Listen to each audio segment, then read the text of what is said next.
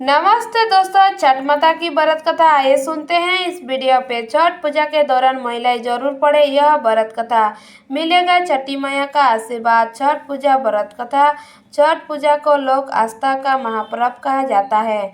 इस पर्व में छठी मैया यानी षष्ठी देवी और भगवान सूर्यदेव की पूजा होती है। पंचांग के अनुसार हर साल छठ पूजा का पर्व कार्तिक मास के शुक्ल की चतुर्थी तिथि से शुरू होकर सप्तमी तिथि तक चलता है। इस साल छठ की शुरुआत आज यानी 5 नवंबर 2024 से हो गई और इसका समापन शुक्रवार 8 नवंबर 2024 को होगा। 4 दिनों तक चलने वाली छठ पूजा के दौरान सूर्यदेव और छठी मैया की विधिपूर्वक पूजा की जाती है। जहां एक और छठ पूजा के दौरान महिलाएं संतान की लंबी उम्र और उन्नति के लिए व्रत रखती है, तो वही दूसरी ओर छठ पूजा की शाम के समय व्रत कथा सुनना भी जरूरी माना जाता है। ऐसा कहा जाता है कि छठ पूजा तब तक अधूरी रहती है जब तक इससे छठ पूजा की व्रत कथा न सुनी या पढ़ी जाए। ऐसे में आइए पढ़ते हैं छठ पूजा की व्रत कथा। छठ पूजा से एक पौराणिक कथा राजा प्रियव्रत से जुड़ी मिलती है। इस पौराणिक कथा के अनुसार प्रियव्रत नामक एक राजा हुआ करते थे। राजा और उनकी मालिनी पत्नी हमेशा दुखी रहते थे क्योंकि उनकी कोई संतान नहीं थी। उन्होंने संतान प्राप्ति के लिए कोई उपाय किए, लेकिन नतीजा कुछ न निकला।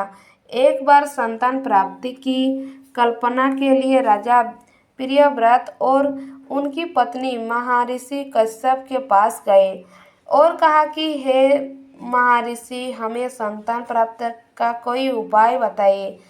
उनका दुख सुन महर्षि कश्यप ने संतान प्राप्ति के लिए राजा के यहाँ यज्ञों का आयोजन करवाया। महर्षि कश्यप ने यज्ञ आहुति के लिए बनाई गई खीर को प्रियव्रत की पत्नी मालिनी को खाने के लिए कहा। राजा ने अपनी पत्नी को वो खीर खिला दी और खीर के प्रभाव से राजा की पत्नी गर्भवती हो गई। फिर 9 महीने के बाद रानी को पुत्र, लेकिन वह मृत पैदा हुआ। यह देख राजा और उनकी पत्नी और ज़्यादा दुखी हो गई। इसके बाद राजा प्रियव्रत अपने मृत पुत्र को लेकर शमशान गए और पुत्र वियोग में प्राण त्यागने का प्रयास करने लगे। उसी समय शमशान में देवी प्रकट हुई। देवी ने राजा विप्रत से कहा, हे ब्रह्मा, मैं ब्रह्मा की पुत्री देवसेना हूँ। दृष्टि की मूल प्रवृत्ति के छठे अंश से उत्पन्न होने के कारण मैं षष्ठी कहलाती हूँ। तुम किस लिए परेशान हो, मुझे बताओ। राजा ने सारी कहानी बताई। इसके बाद षष्ठी देवी ने राजा प्रियव्रत ने कहा कि अगर तुम मेरी विधिपूर्वक पूजा करोगे और दूसरों को भी मेरी पूजा करने के लिए प्रेरित करोगे, तो तुम्हें अवश्य पुत्र रत्न की प्राप्ति होगी। राजा ने देवी के कहे अनुसार कार्तिक शुक्ल की षष्ठी तिथि को व्रत रखकर देवी षष्ठी की विधि विधान से पूजा की और बाकी लोगों को भी षष्ठी देवी की पूजा करने के लिए प्रेरित किया। षष्ठी देवी की पूजा के फलस्वरूप राजा की पत्नी रानी मालिनी एक बार फिर से गर्भवती हुई और 9 महीने के बाद एक पुत्र की प्राप्ति हुई।